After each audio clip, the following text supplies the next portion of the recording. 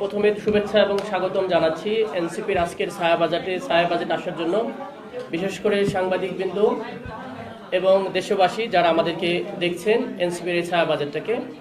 আমাদের এই বাজেটটা আমরা মোটামুটি বেশ বড়ই আছে, আমরা খুব সংক্ষেপে উপস্থাপন করার চেষ্টা করব।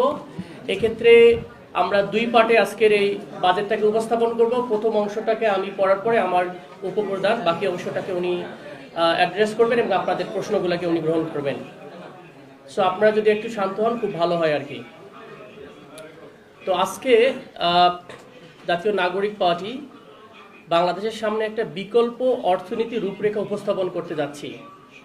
বাংলাদেশের রাজনীতি যেটা হয়, গতানুগতিকভাবে কোনো বাজেট আসলে বাজেট পরবর্তীতে একটা ব্রিফিং হয়, সেখানে বলা হয় কমন ক্রিটিসিজম, এটা জনবিরোধী, এটা মানুষের আকাঙ্ক্ষা পূরণ করে নাই, এই টাইপের আমরা ট্রেডিশনাল না করে বরং আমরা অগ্রিম একটা ছায়া বাজেট দিচ্ছি যে বাংলাদেশেতে কীরকম একটা বাজেট হওয়া উচিত।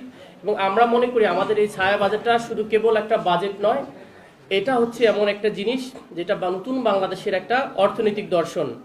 আমাদের দল বিশ্বাস করে উন্নয়ন শুধুমাত্র উন্নয়ন অর্থবহ করতে গেলে অবশ্যই সেটা কর্মসংস্থান এবং মুদ্রাস্ফীতির যে আগুন সেখান থেকে সাধারণ মানুষকে মুক্তি দেয়া, বিনিয়োগ যেন দেশে বাড়ে এবং প্রতিটি নাগরিকের জীবনমান উন্নয়ন হয়, এই প্রতিশ্রুতিকে সামনে রেখে এনসিপি যদি ক্ষমতায় থাকতো তাহলে কীরকম বাজেট দিত, এই অবস্থায় তার একটা রূপরেখা আমরা 2026-27 আপনাদের সামনে উপস্থাপন করতেছি।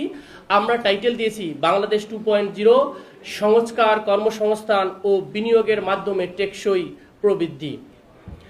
আমরা দেশের মানুষকে এটি প্রমাণ করে দেখাতে চাই যে জনকল্যাণ বৃদ্ধি ও রাজস্ব শৃঙ্খলা রক্ষা এই দুটি পরস্পর বিরোধী নয়।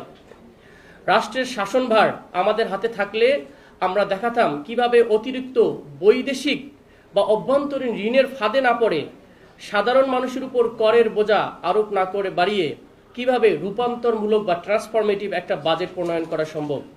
এই জন্য প্রয়োজন কেবল একটি দক্ষ, সুশাসিত এবং জবাবদিহিমূলক রাষ্ট্র ব্যবস্থা।